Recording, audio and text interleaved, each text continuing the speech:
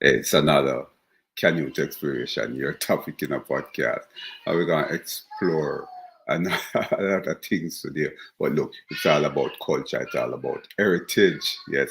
And Jamaica celebrates Heroes Day on the 21st of October 2024. And yes, you know, Jamaican heritage is very, very important to those of us in the diaspora. We're in the United States, but guess what happened? We are part of the Jamaican diaspora abroad, and we celebrate with Jamaica the National Heroes Day and Heritage of Jamaica, yeah, Heritage Week leading up to Heroes Day. I when I go through this, looking back through the years in Jamaica, I don't want you to even try to guess my age, right? I figure I'm so far away from 60 though, but I remember so many things looking back through the years, and you will a lot of you who perhaps in my age group and much older would remember some of what I will be talking about. But I'm going to look at some of them, the not even linguistic culture, but the material culture of Jamaica way back when. And I'll talk about some things that I remember in my childhood, right? It's got to be very interesting as Jamaica celebrates its heritage. Yes, and we are celebrating with you, Jamaica. Happy Heroes Day to Jamaicans abroad and in Jamaica. I hope that you enjoyed the day. Yeah, and you have enjoyed the day.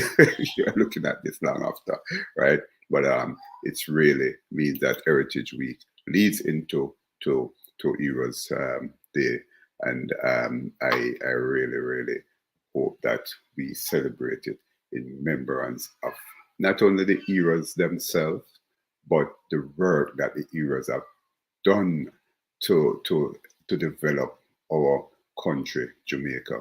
We have to recognize them and understand the importance of their job, right? What they have done, the work that they have done to ensure that we have the Jamaica that we are in today. In some way, they have contributed to what we are seeing today, you know. And it's important for us to remember that as we celebrate Heroes Day in Jamaica. But I love to look at some of the Jamaican heritage back then, and let's talk about the politics. You know, I can tell you this that Jamaica back then, as it relates to the politics, was very unique. We understand the challenges that the two parties were having as it relates to political violence, gang and drugs back then in the 70s, but politics was more stirred, was more violent, back then.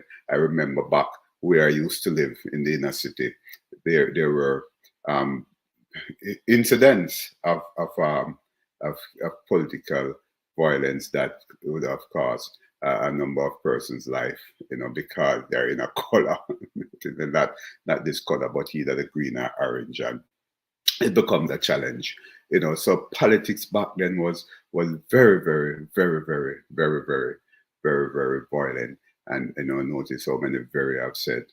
And those of you who remember 1980, 1980 was a very crucial year for Jamaica as it relates to political violence, and it was really red at back then in Jamaica during that time, and politics was very active, right? A lot of conference and street meeting and political group, congregating, so to speak, and having fun, just like now.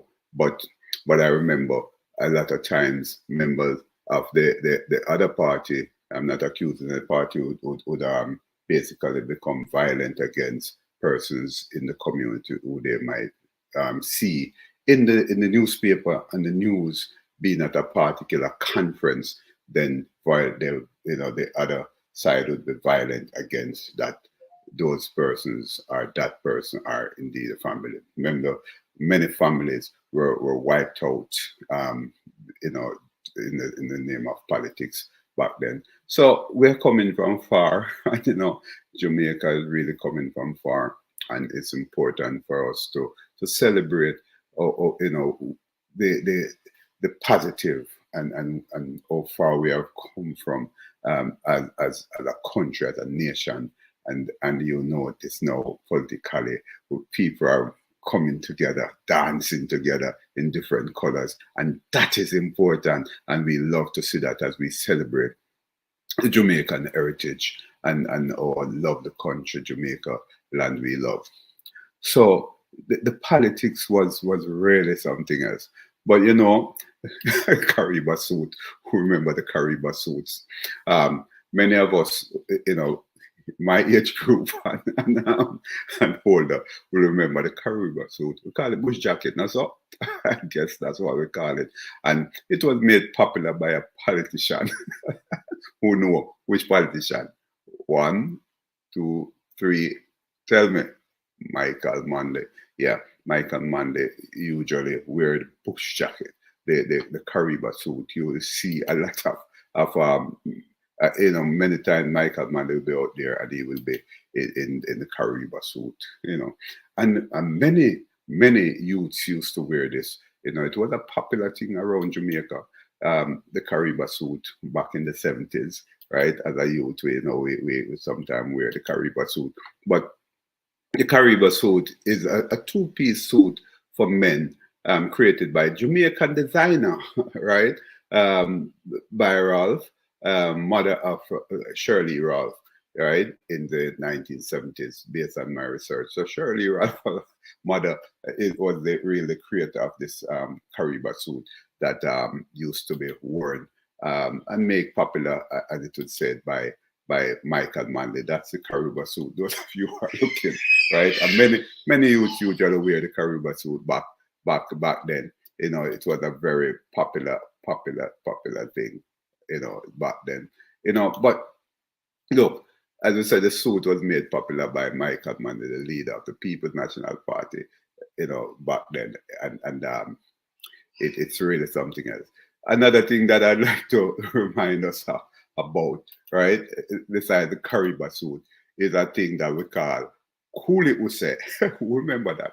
Back in Waterhouse, I usually watch the Kuli Use. There was Indian festival, really. It's Indian Use, Indian festival. And you really see that beside the Kariba suit, the Indian festival is something that was very, very popular, and we could look out for it.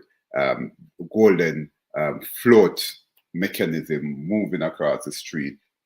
They'll be singing, dancing, and throwing golden looking things up in the air and so on, and having fun.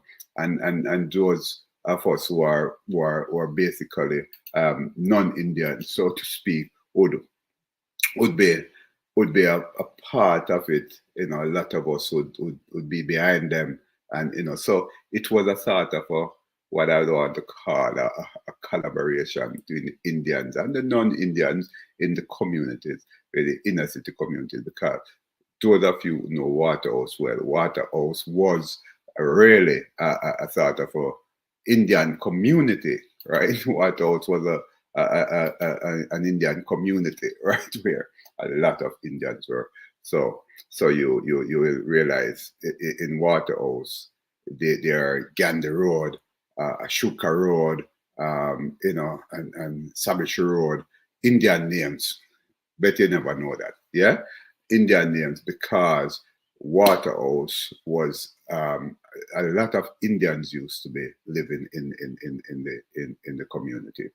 Waterhouse in Kingston 11. Something else. You never know, right? And if you go around Waterhouse or Pennant Road, you'll see those names, and it's Indian names, those roads. And it's important for you to understand that as our subculture, right? The heritage of Jamaica and the community, the communal heritage, so to speak. There are a lot of things that you never know. But the Kuli Use Festival, right? It's actually a part of Indian heritage, right? Popular celebration in Jamaica back then. We're not seeing it now.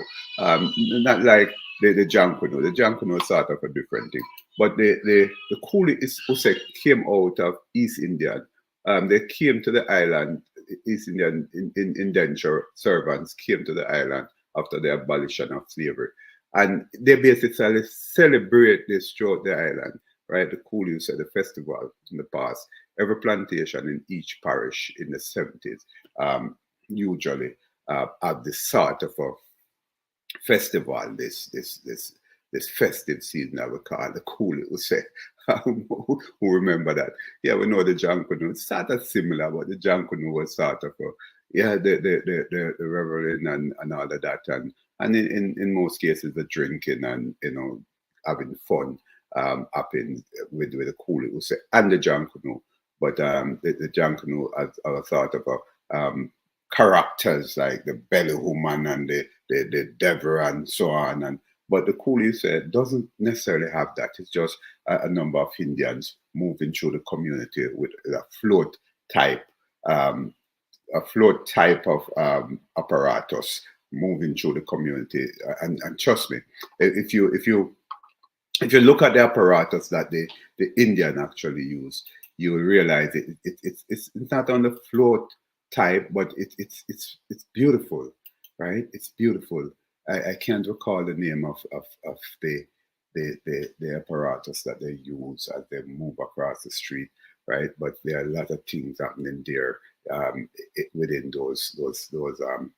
those structures that you're seeing, and the golden plated elements of the structures, and it's really really beautiful.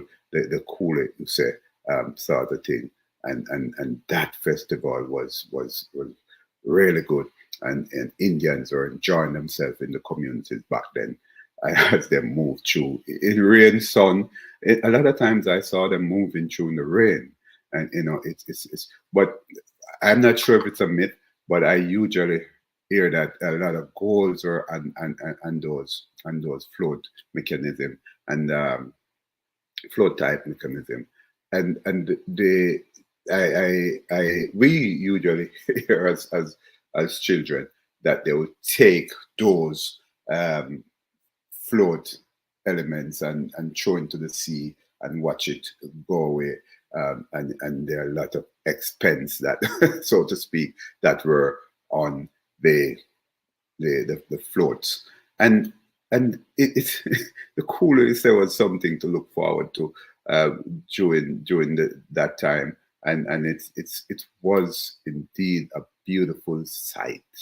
The Coolie say was a beautiful, beautiful, beautiful, beautiful sight back then. Very, very interesting.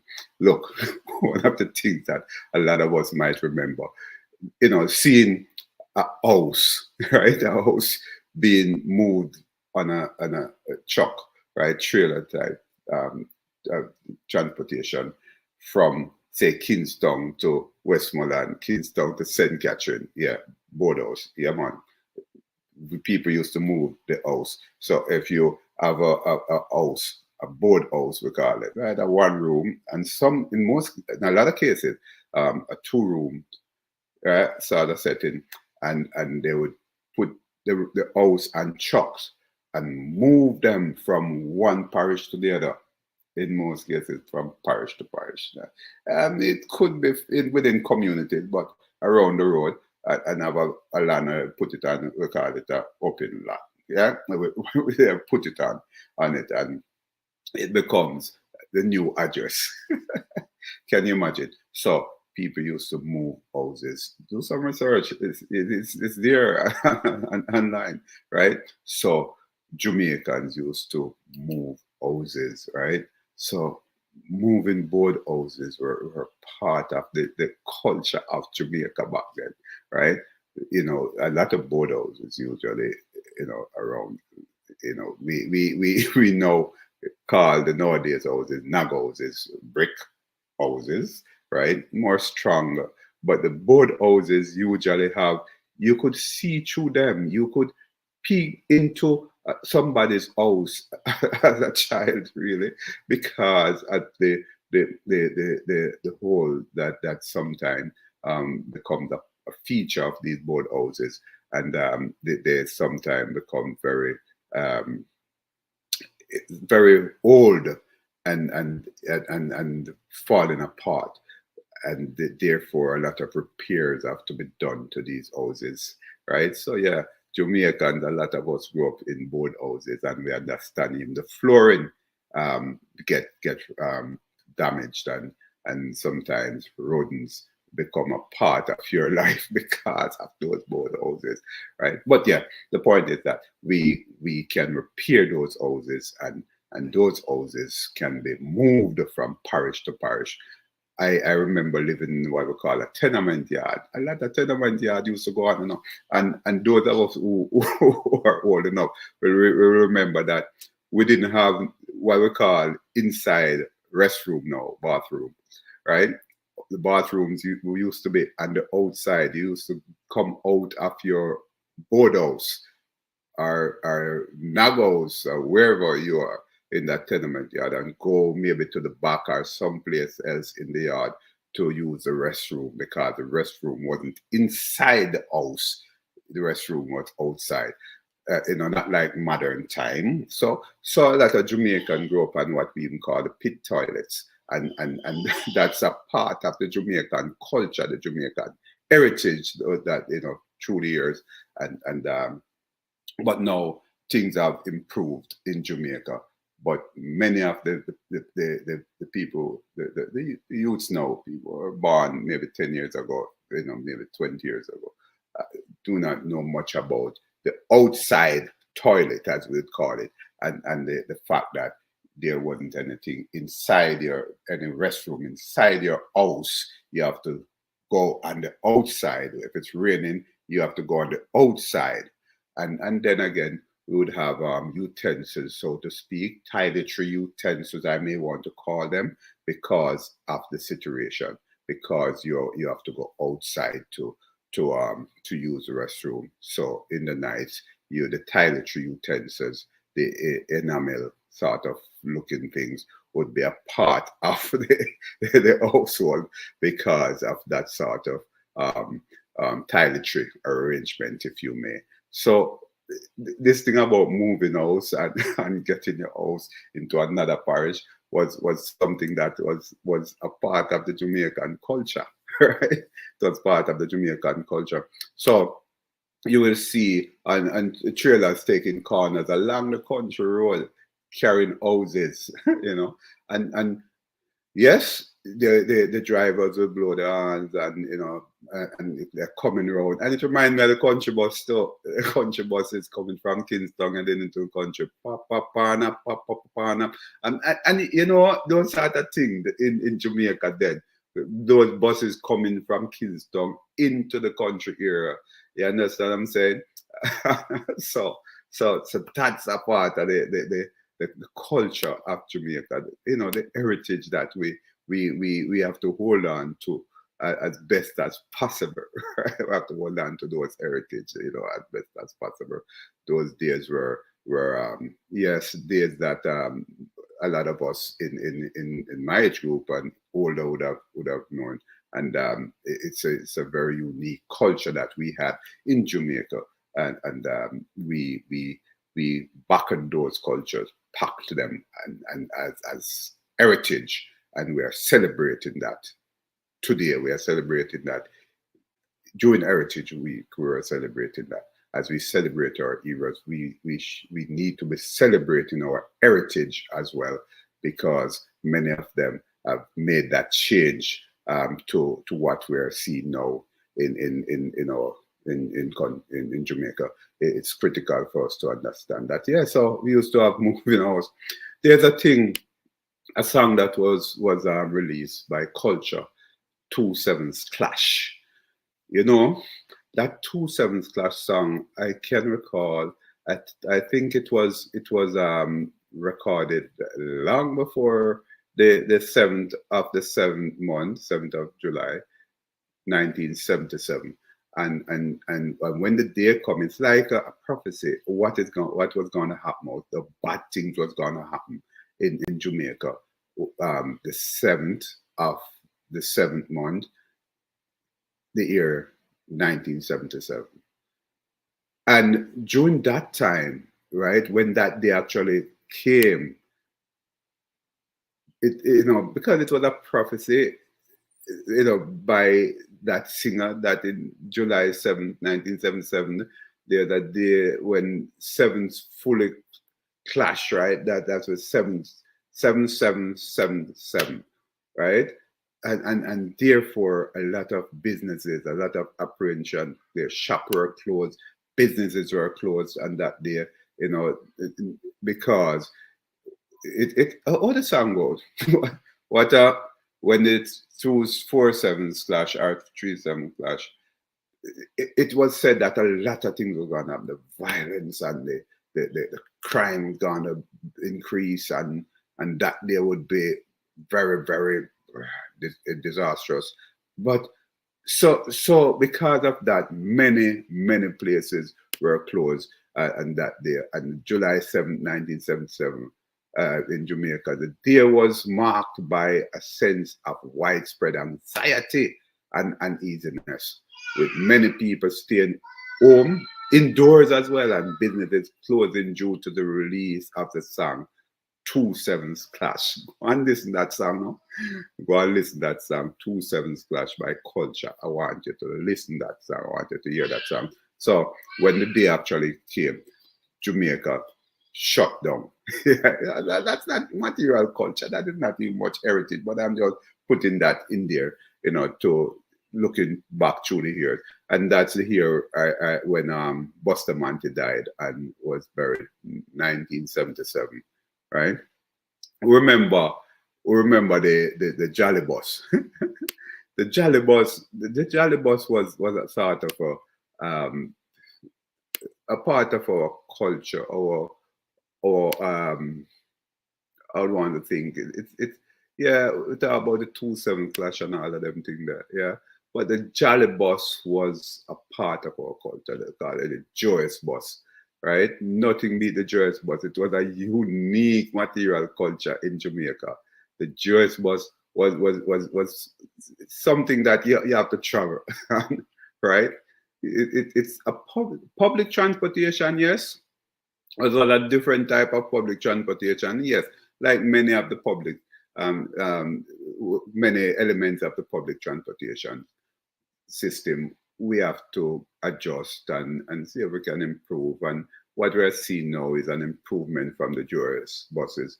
And people will tell you that the Juris buses was really better. It depends on what people were looking for. So there's still some that agree with the Juris bus system and prefer the Juris bus system than what they're seeing now. I can't quite remember because I was very young during the JS bus system, but I believe that it could have been, I suspect, more effective, more, and again, it's not about the bus, it's about the system. But the omnibus service, they call it, was again a unique system than we have than we have now. A different system, more unique. And look at the dress there. You notice again a part of our culture, the bellfoot pants, the afro. Yeah, back then that was going, and I think, hey, the 1977, the song. I need a barefoot pants and a big heel boot. That's Derek. I can't recall who it is, but that song was the winning song in '77, right? And it's really a unique look back then. So it's looking back at Jamaica throughout the years and the culture, the material culture, and the musical culture of Jamaica, and we touch a lot of things, but the joyous bus, the omnibus system, is something that we we um we were looking at just now. And those buses are basically parked. It's another version of the joyous bus, But this is where they used to park on Lindus Road, right? Those of you remember can recall on Lindus Road, the Joyce buses used to be on Lindus Road, you know, but that's that's the house, one of the house being moved. The house being moved there, it look like it going through the country road, to another parish. Maybe that one coming from Kingston. Okay, but there are many other aspects of the Jamaican culture that we'd like to talk about, right? The the omnibus service, as we were looking at just now, right?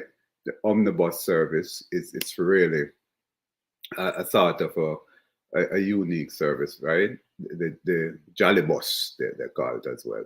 It's really the Jamaican omnibus service, Joe S, operated by municipal bus service for the Kingston. It's a town bus, right? You have the country buses, them different, right? So it was a town bus operated in the Kingston metropolitan area from 1953 until 1983. So the omnibus service really stopped in 1983. It started from way back in 1953, very long before my time to write, and a lot of us listen time. But the Joyce bus coming from way back when, the omnibus service, it's it's something to think about as we celebrate the Jamaican heritage.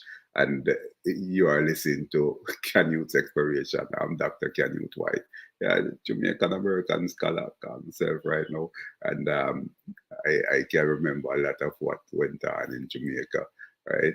But just try now to let you know another thing. Look, we cannot do this unless we talk about the fudge man, yeah. But before we talk about the fudge man, let's look at the bread man and the peanut man too, right? The bread man, used to come around the community in little pan with bread, titty bread, and corn bread, and it's like for the bread man, it's when the Sunday dinner is ready, usually rice and peas and chicken. And I was even talking to somebody that back then in Jamaica, when you talk about cooking dinner, right? It was stew peas on Wednesday, soup on Saturday, a certain menu. So each day has its menu, right? Each day has its menu in Jamaica. That's a cultural thing. And I slip a little while I talk about other things. Each day has its menu, right? It's a cultural thing. So, but on the Sunday, when you have your rice and peas and chicken, and your carrot juice, your sour sap juice, right? So that a sour sap tree usually be around, and yeah, and yeah, people used to plant the ground in Kingston, it wasn't only a rural area thing, right? Most yards, so to speak, in the inner city usually have them garden, right? Little yam, people are dig yam, people, the things that we used to know in the country, the farming area, usually happen in the communities. Yeah, the community usually have a lot of gardens going on, planting at the front of the yard and so on. Where that goes, I don't know, right?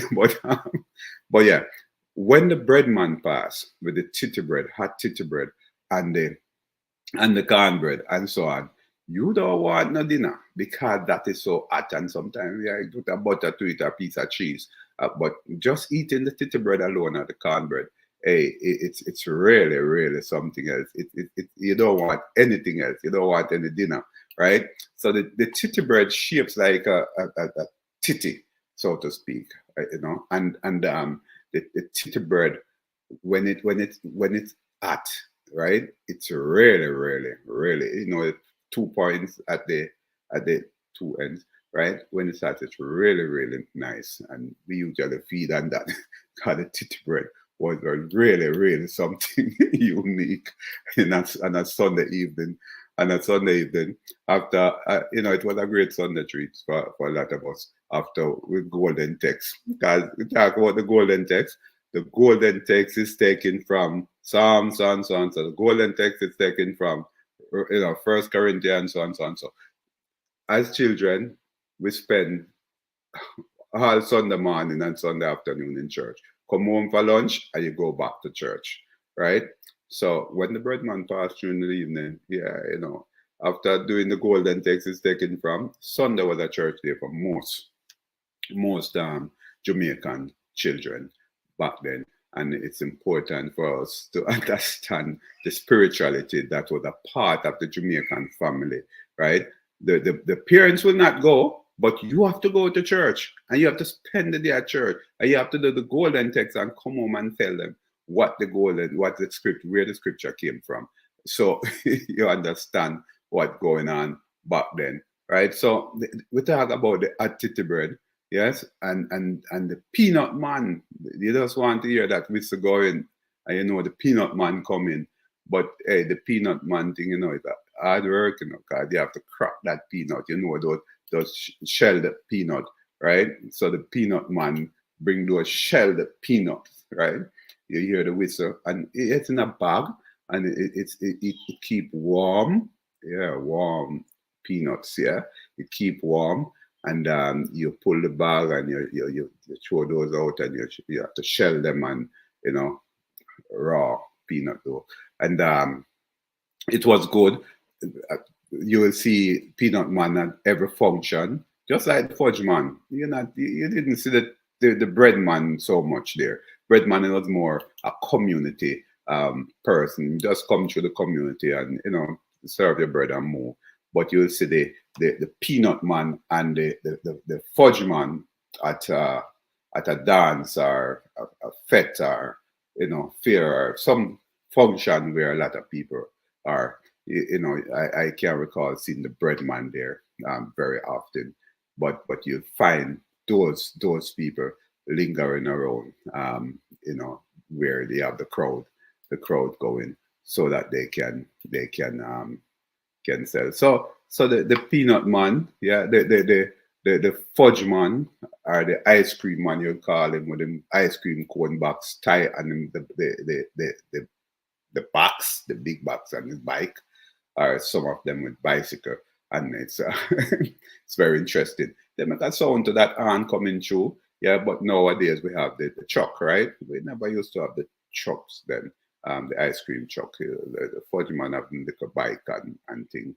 And I heard somebody talking about Surf Milan recently, which is really syrup, mixed and it's frozen and in a bag, and it's you keep sucking it, and you'll have it for it. Coming like what we call now,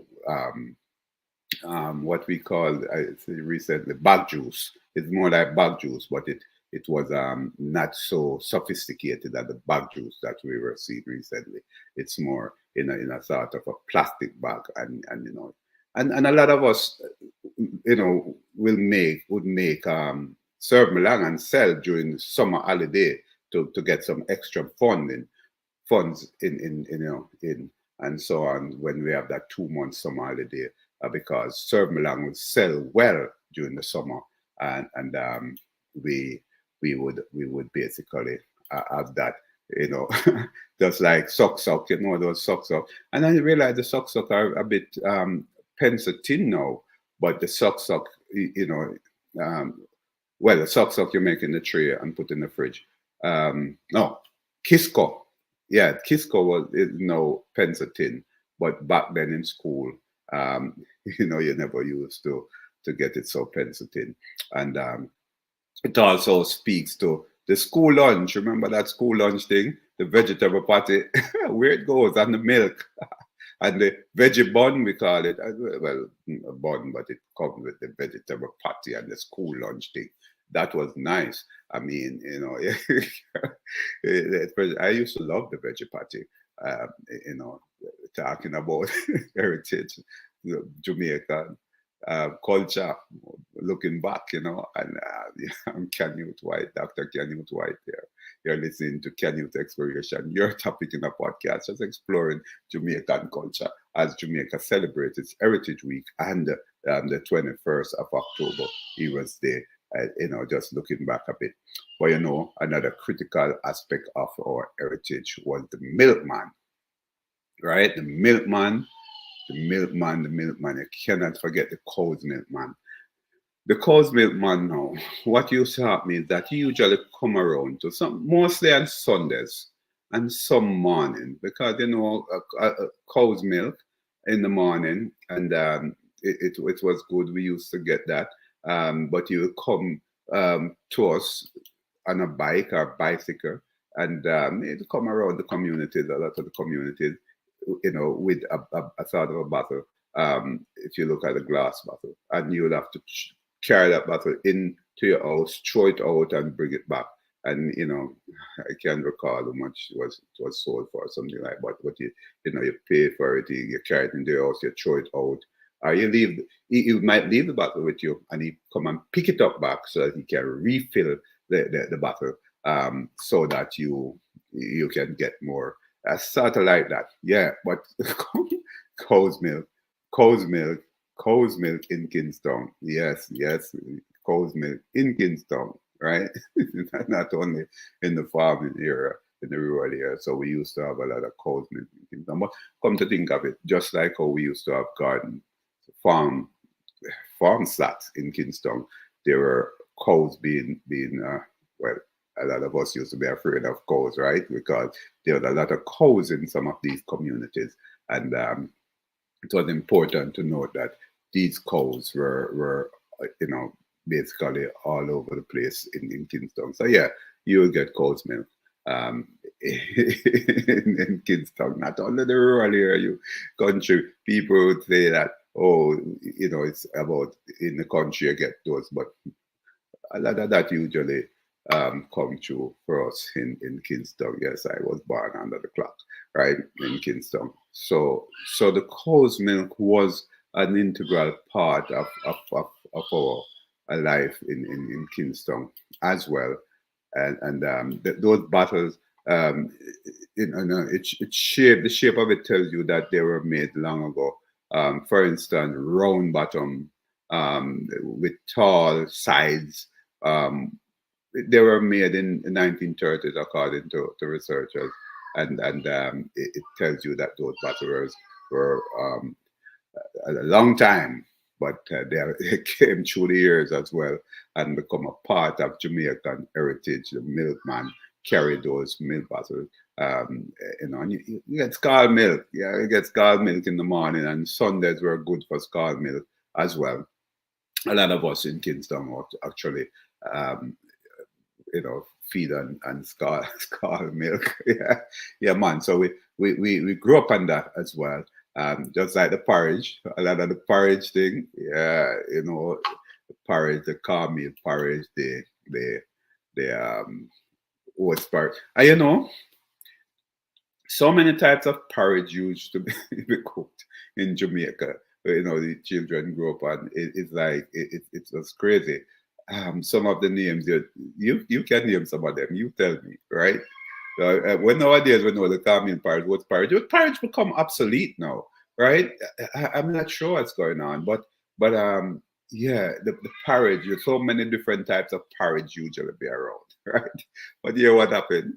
I was talking about Jamaica heritage throughout the years, things I can remember, things I was told about, and by my parents and other whole elderly people, and I can recall some of them. Enjoy your day if you're listening on Heroes Day. Happy Heroes Day, Jamaica, October 2024, October 21st, 2024, and keep Jamaica in, right? Yes, keep Jamaica in. Thanks for listening. Thanks for watching Canute Exploration, your topic in a podcast. I am Dr. Canute White. Goodbye. Wano. Cool now. Bye bye.